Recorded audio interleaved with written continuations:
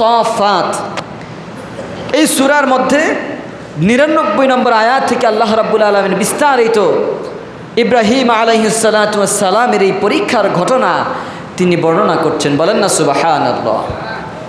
এজন্য আজকে আমরা এই ঘটনাগুলো শিখব, জানব।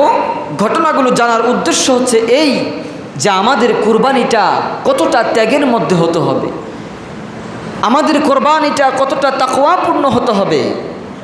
যেহেতু আল্লাহ রাব্বুল আলামিন বলছেন লা ইয়ানালুল্লাহা লুহুমুহা ওয়ালা দিমাউহা ওয়ালাকিন ইয়ানালুহুত তাকওয়া মিনকুম। বলেন না সুবহানাল্লাহ।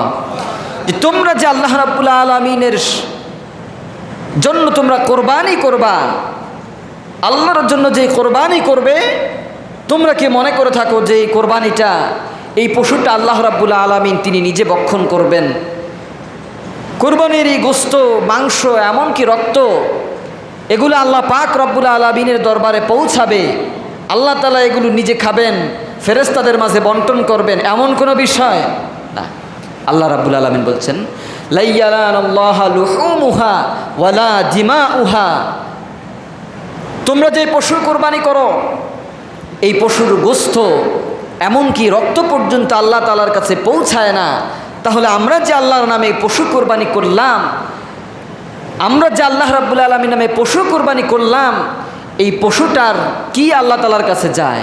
আল্লাহ রাব্বুল আলামিন বলছেন ওয়ালাকিন ইয়ানালুহুত তাকওয়া মিনকুম।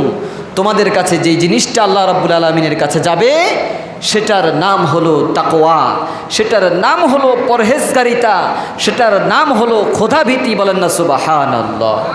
তাহলে আল্লাহ তাআলা এই কোরবানের মাধ্যমে বান্দার তাকওয়া কতটুকু আছে, খোদাভীতি কতটুকু আছে, এই বিষয়টা আল্লাহ রাব্বুল আলামিন পরীক্ষা করেন, যাচাই করেন এবং বাছাই করেন। বলেন না সুবহানাল্লাহ। যেই পরীক্ষাটির মাধ্যমে উত্তীর্ণ হয়েছিলেন হযরত ইব্রাহিম আলাইহিস সালাতু ওয়াস সালাম।